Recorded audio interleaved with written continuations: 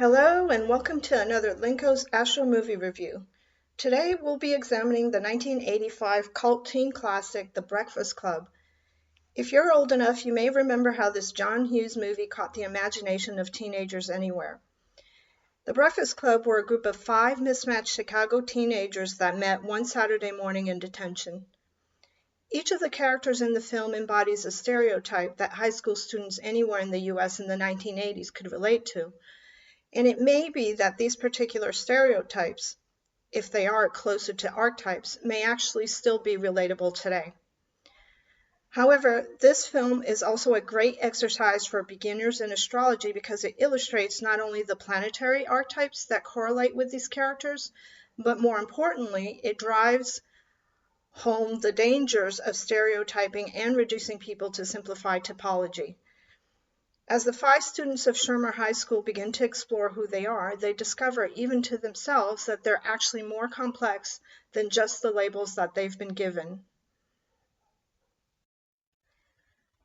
What we can extract from this exploration is that there's a difference between an archetype and a stereotype. Archetypes are not people. Never forget this, you budding astrologers out there. An archetype is a perfect, primal, and timeless pattern that doesn't exist on Earth in any pure form. An archetype gives birth to many expressions on Earth of its pattern. That's why in this image, the arrow starts above and comes down into a wide multitude of expressions at the pyramid base. But a stereotype is the opposite. It takes a complexity in humans or in situations and reduces it to a single trait or character. Archetypes are represented in astrology through the zodiac signs, which indicate when these primal patterns are missing in our lives. In other words, the signs are humanity's various needs. The planet that rules its own sign is the agent in charge of fulfilling that sign's need. You can see in this diagram of the traditional rulerships which signs are ruled over by which planets.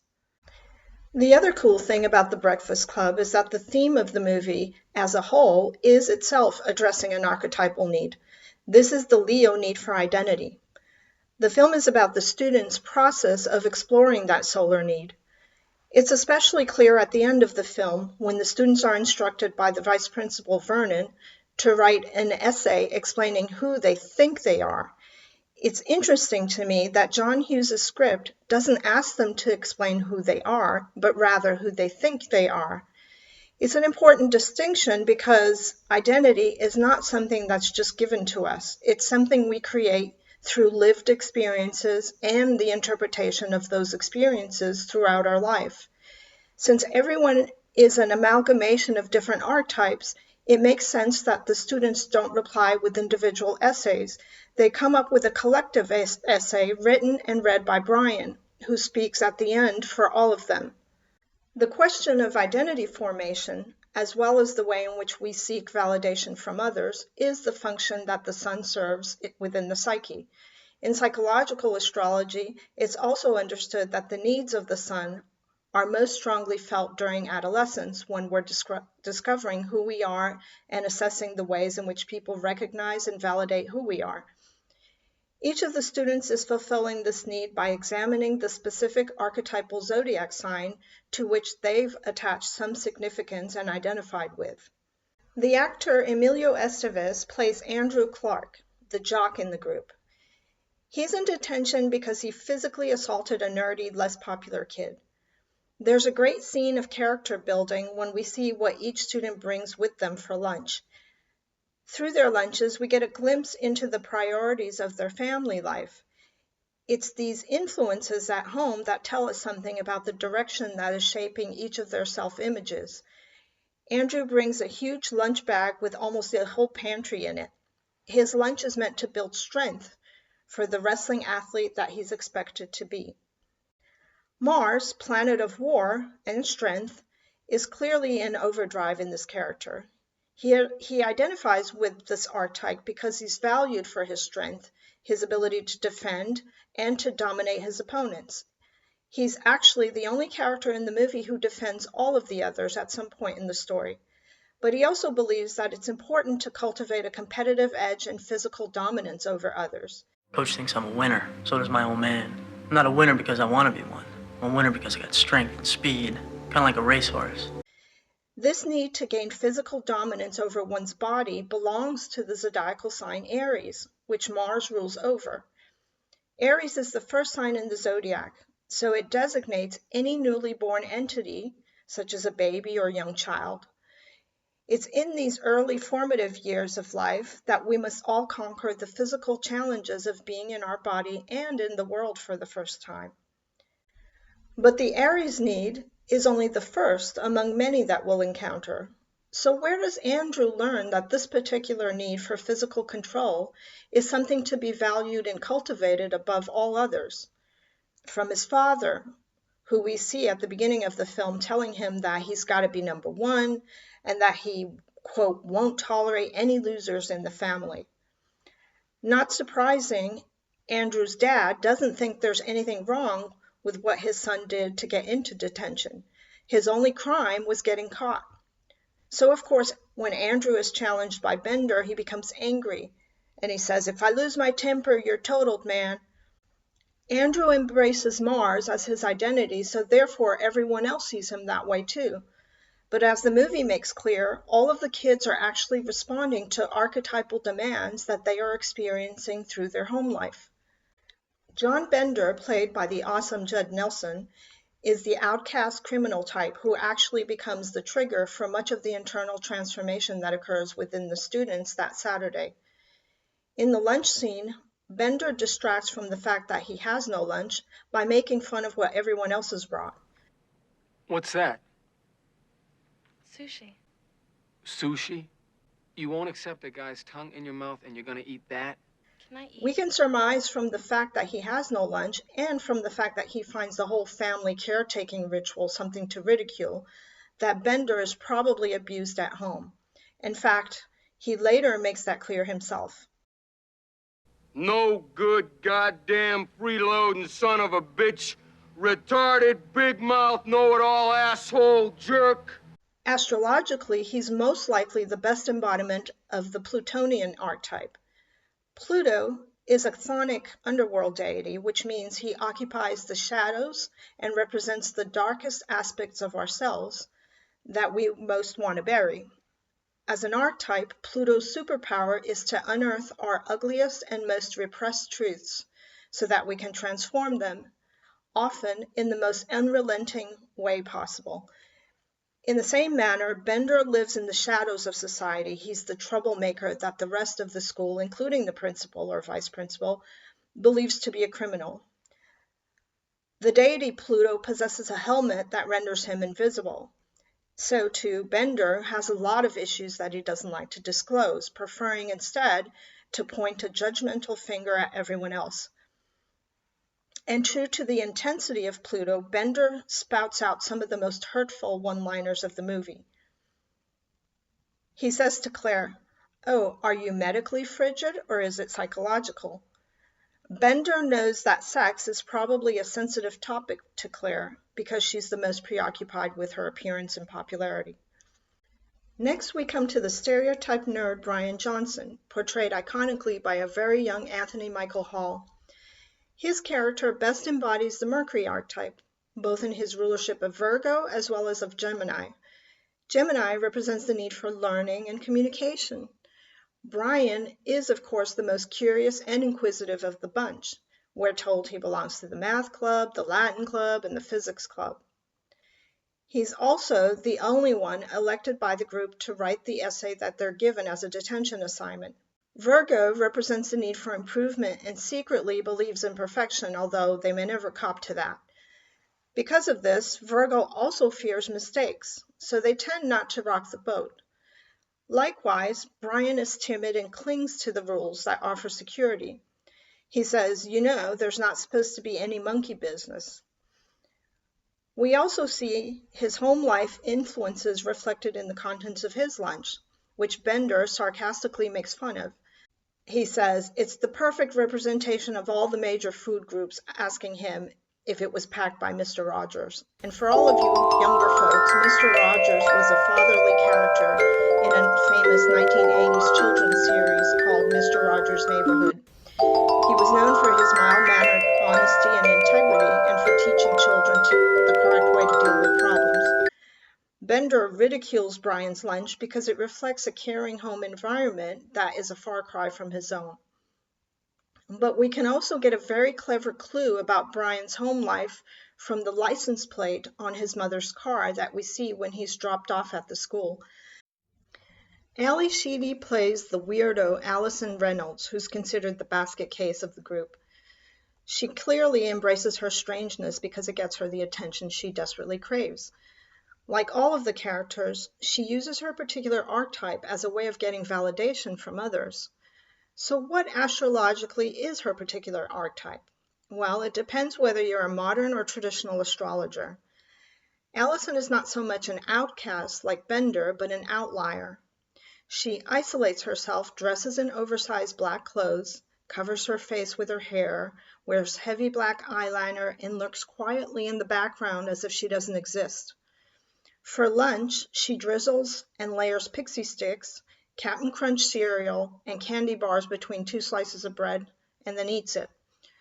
And later, she uses her own dandruff to create snowflakes in her artwork. Clearly, she's not looking for social inclusion. In fact, Brian says to Andrew that she's clearly an island herself. This then indicates what is, in my opinion, as a traditionally oriented astrologer, her most representative archetypal planet, Saturn, but more appropriately, Saturn as ruler of Aquarius rather than of Capricorn, the other sign it rules. Aquarius represents the need for inclusion, and because it's the 11th sign, it signifies our senior years when we've lost many of our social circle and family to the passage of time. It's during old age when we're likely to feel most isolated and alone. Saturn, or Chronos, from which we get the word chronology, is Father Time. His color is black, but as ruler of Capricorn, the sign that occurs just before Aquarius, he isolates in order to accomplish more ambitious goals, not as a consequence of getting old or being alone. But as ruler of Aquarius, which is a more interpersonal sign than Capricorn, Saturn becomes aware of his isolation and of the need to be a part of a social circle. So Saturn attempts to fulfill this need by becoming a part of the social groups made up of those that are in one way or another sidelined, just like these teens in detention. Allison is coincidentally shown hiding behind and then dancing near a large stone sculpture. And this coincidence is another indication that the Saturn archetype is at play, because large stones are associated with Saturn, both in the Babylonian and the Greek mythologies. Modern astrologers may see in Allison's eccentricity an expression of the planet Uranus, which is believed to show the unconventional. But the perceived weirdness ascribed to Uranus doesn't come from the deity itself. It comes from the fact that the planet Uranus is the only one that spins through the heavens on its side, orbiting the sun at a 90-degree angle from its own axis of rotation. But this fact wouldn't have been known to the ancients since the planet hadn't been discovered yet. So I personally don't ascribe eccentricity as an attribute of Uranus. For me, Mars, which is the representation of the principle of separation, is the planet that actually moves to the beat of its own drum. It's the provider of the Aries need for autonomy, because it has no problem doing its own thing and being the loner. But Allison's weirdness is not an embrace of her uniqueness. It's actually a cry for attention. The scene at the beginning of the film where someone drops her off at the school and then takes off while she's about to say goodbye at the window is brilliantly descriptive of her likely neglect at home. It's this neglect that makes her character resonate most with the isolation and neglect attributable to Saturn. But Allison is no basket case, nor is she dumb. She probably possesses above average intelligence and astuteness, which definitely makes Saturn a better fit as a deity that represents order and civilization. Allison's broad perspective and ability to perceive a problem in its entirety is evident in the scene where Claire is asked a truth or dare question about her virginity. And Allison quickly perceives and declares Claire's sexual dilemma.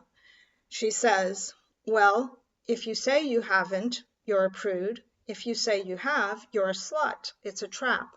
So Allison is probably the most insightful of the breakfast bunch.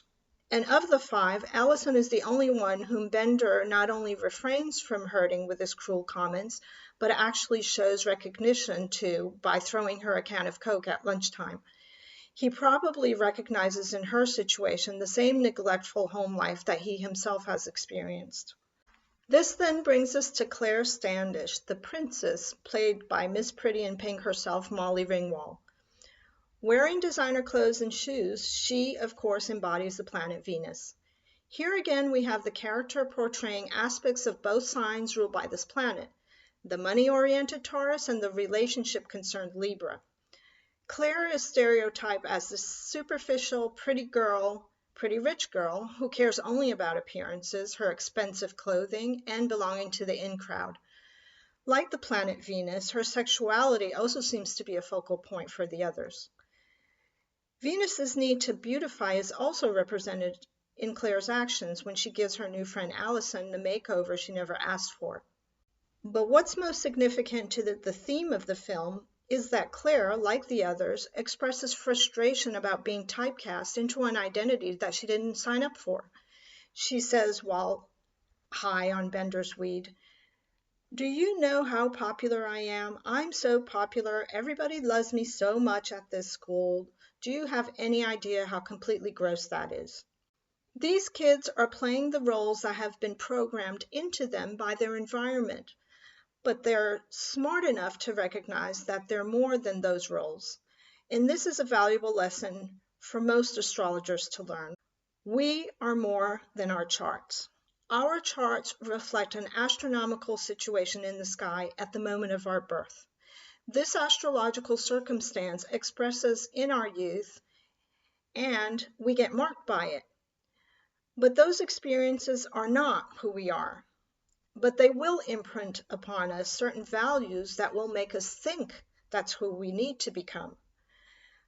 But once the characters, through their friendships, begin to explore these foreign archetypal traits that they don't see in themselves, they begin to understand the process of identity formation.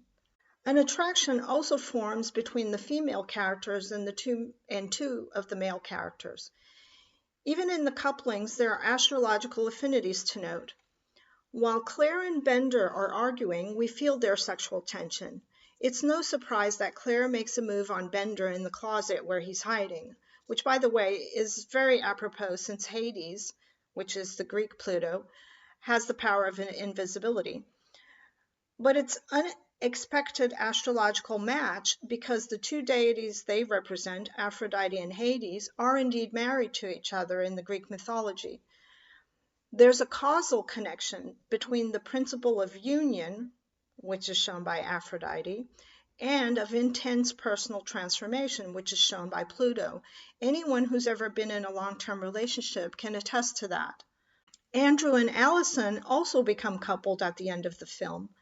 Although his attraction to her made-up appearance may seem superficial, it actually builds upon a deeper attraction that was hinted at in earlier scenes between them. When she emerges from the bathroom after having her makeup and hair done by Claire, and without her shapeless black sweater, Andrew is obviously impressed, but doesn't say, "You look normal," or "You look less weird." He says instead, "I can see your face." What's most important to him is that he can truly see her now that she isn't hiding behind her hair.